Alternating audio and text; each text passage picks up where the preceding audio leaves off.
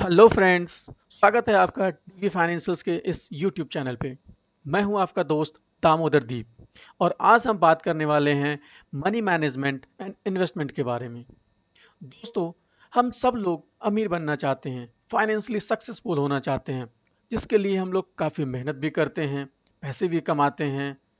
But हम में से बहुत कम लोग होते हैं जो फाइनेंशियली सक्सेसफुल हो पाते हैं। उसके पीछे की दो कारण हैं। पहला ये कि हम अपने पैसे को सही से मैनेज नहीं कर पाते हैं और दूसरा हम उसको स्मार्टली इन्वेस्ट नहीं कर पाते हैं। तो हम सब लोग इनकम तो करते हैं, साथ ही साथ खर्च भी करते हैं, बट सेविंग बहुत कम लोग करते हैं और उस सेविंग को उससे भी कम लोग सही जगह पे इन्वेस्ट करते हैं। और जो इन्वेस्ट सही जगह पे कर लेते हैं वो अपने लाइफ में फाइनेंशियली सक्सेसफुल और स्टेबल हो जाते हैं। आइए अब हम देखते हैं कि हमारे पास इन्वेस्टमेंट्स के क्या क्या ऑप्शंस हैं।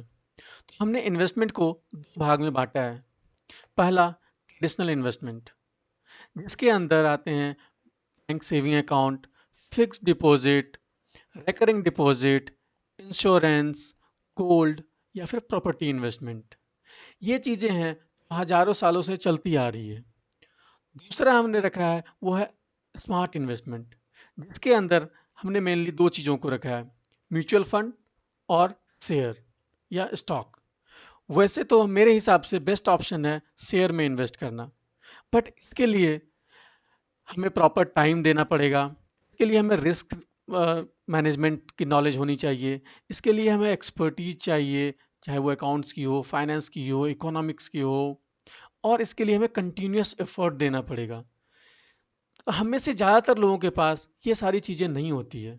तो इसका इसी का सॉल्यूशन हमें प्रोवाइड करता है म्यूचुअल फंड, जिसके पास प्रॉपर फंड मैनेजर होते हैं, उनके पास ये सारी नॉलेज होती है कि अपना टाइम डेडिकेट करते हैं इस चीज़ पे, उनकी टीम होती है जो पूरा टाइम देते हैं इस पे, उनके पास रिस्क मैनेजमेंट की टूल होती है, उसके पास रिस्क लेने की कैपेसिटी होती है। वो लोग एक्सपर्ट होते हैं फाइनेंस में, अकाउंट्स में, इकोनॉमिक्स में, वो लोग इंडस्ट्री को समझते हैं, वो लोग पूरा एफर्ट डालते हैं इस चीज़ पे ताकि वो अच्छे से कंपनी के शेयर को एनालाइज कर सकें, ताकि और उसमें इन्वेस्ट कर सकें। उनके पास बड़ी फंड होती है। हम अकेले अगर इन्वेस्ट करते हैं तो 1000 रुपये, 2000 रुपये, बट उनके पास हजारों लोग ऐसे जमा करते हैं जिससे उनके पास करोड़ों रुपए होते हैं, ताकि वो अलग अलग कंपनी के शेयर में इन्वेस्ट कर सकें। ताकि अगर मार्केट अगर डाउन हो तो कुछ कंपनीज के शेयर अगर डाउन भी हो तो बाकी कंपनीज का शेयर प्राइस ऊपर होगा और कंटिन्यूस रिटर्न मिलता रहेगा। आइए अब हम डिफरेंट इन्वेस्टमेंट अप्रोच को एक एग्जाम्पल के थ्रू समझते हैं। हमने इस एग्जाम्पल में तीन लोगों को लिया है, मिस्टर ए, मिस्टर बी और मिस्टर सी। तीनों आज के डेट में 30 साल के हैं और ये उनके बारे में बेसिक एजम्पन्स हैं।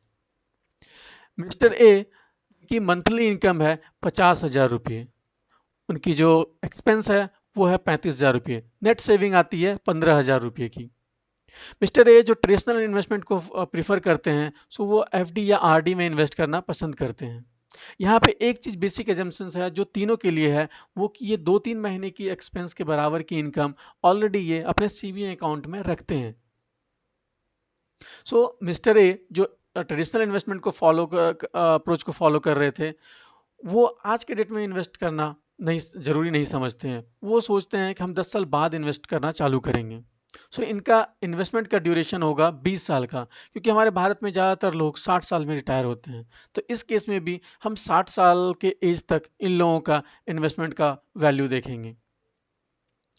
तो इनका इन्वेस्टमेंट जो था एफडी और आरडी में, जिसका कि historical return on an average रहा है 5 से 8%, तो कैलकुलेशन के लिए हम इनका रिटर्न लेंगे 6%।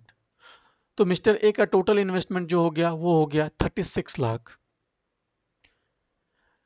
मिस्टर बी की मंथली इनकम है 40,000 रुपये और उनका मंथली एक्सपेंस है 30,000 रुपये। नेट सेविंग होता है वो 10,000 रुपये होती है।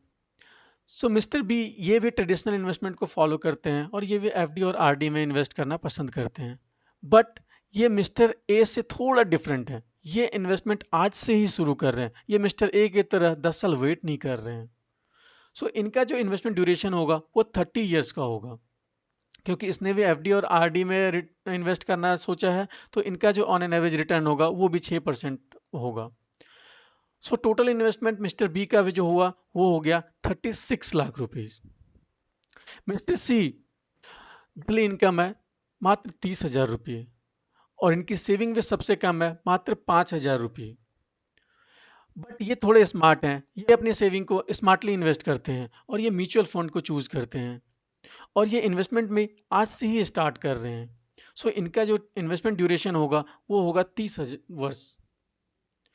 ऑन एन एवरेज जो म्यूचुअल फंड का रिटर्न देखा गया है वो 15 से 20% होता है। कुछ फंड के 22-24% भी होते हैं तो कुछ फंड के 10-12% भी होते हैं। बट हम अपने कैलकुलेशन के लिए यहाँ पे म्यूचुअल फंड का रिटर्न 15% माना है। सो मिस्टर सी का जो टोटल इन्वेस्टमेंट हुआ वो हुआ 18 लाख रुपये। सो अब देखते हैं कि जब ये लोग रिटायर होंगे, जब ये लोग 60 साल के होंगे तो इनके फंड की क्या वैल्यू होगी। मिस्टर ए की टोटल इन्वेस्टमेंट थी 36 लाख, उनका जो वैल्यू होगा फंड का एट द एज ऑफ 60 वो होगा अराउंड 70 लाख रुपए।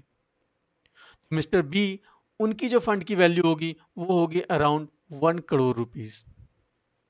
मिस्टर सी जिन्होंने कि सबसे कम इन्वेस्ट किया बट इन्होंने स्मार्टली इन्वेस्ट किया तो इनकी फंड की जो वैल्यू हो गई वो एट द एज ऑफ 60 वो हो गई 3.5 करोड़ रुपीस।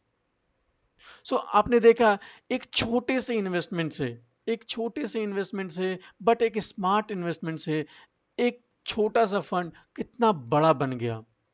मात्र 18 लाख की इन्वेस्टमेंट को ये 0.5 करोड़ रुपए सफल हुए। तो यहाँ पे हमें दो चीज सीखने को मिलती है। एक कि हमें इन्वेस्टमेंट जितनी जल्दी हो सके उतनी जल्दी स्टार्ट कर देनी चाहिए ताकि उसे टाइम मिल सके कंपाउंड होने का, उसे बढ़ने का, ग्रो होने का समय मिल सके। एक महान साइंटिस्ट अल्बर्ट आइंस्टाइन ने कहा compound interest is the 8th wonder of the world. मतलब कि कंपाउंड इंटरेस्ट जो है ये विश्व का 8वां अजूबा है। तो हमें फाइनेंशियली सक्सेस होने के लिए सिर्फ हमें ही काम करने की जरूरत नहीं है, हमें अपने पैसे को भी काम पे लगाना पड़ेगा, तभी हम फाइनेंशियली सक्सेसफुल हो पाएंगे।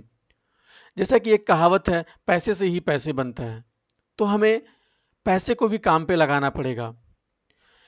जो वर्ल्ड के सबसे सक्सेसफुल इन्वेस्टर माने जाते हैं और one of the richest person है इस दुनिया के, वो है मिस्टर वॉरेन बफेट। उन्होंने भी कहा है if you don't find a way make money while you sleep you will work until you die. मतलब कि अगर आप कोई ऐसा तरीका नहीं ढूंढते हैं कि आप सोए रहें और आपके पैसे बने, अगर कुछ ऐसा नहीं मिलता है तो आपको पूरी जिंदगी काम करना पड़ेगा जब तक कि आप मर नहीं जाते। दोस्तों काम सभी लोग कर रहे हैं, मेहनत सभी लोग कर रहे हैं, बट फाइनेंशियली स्टेबल और सक्सेसफुल वही हो पा रहे हैं जो कि अपने साथ साथ अपने पैसे को भी काम पे लगा रहे हैं। एक और पर्सनैलिटी हैं जो कि काफ़ी अच्छे बड़े ऑथर हैं और काफ़ी सक्सेसफुल बिजनेसमैन हैं। उन्होंने भी कहा है don't work for money make it work for you. मतलब कि आप पैसे के लिए काम मत करो, पैसे को काम पर लगाओ। तो अगर आप पैसे को काम पे लगाएंगे और पैसे जब पैसा कमा के देने लगेगा तब आप फाइनेंशियली स्टेबल और सक्सेसफुल हो पाएंगे। तो इन सब चीज़ों से जो हमें सीख मिली वो ये मिली कि इम्पॉर्टेंट ये नहीं है कि आप कितना कमाते हैं, इम्पॉर्टेंट ये है कि आप कितना बचाते हैं और उस बचत को आप कहाँ पे इन्वेस्ट करते हैं और कितनी जल्दी इन्वेस्ट करते हैं।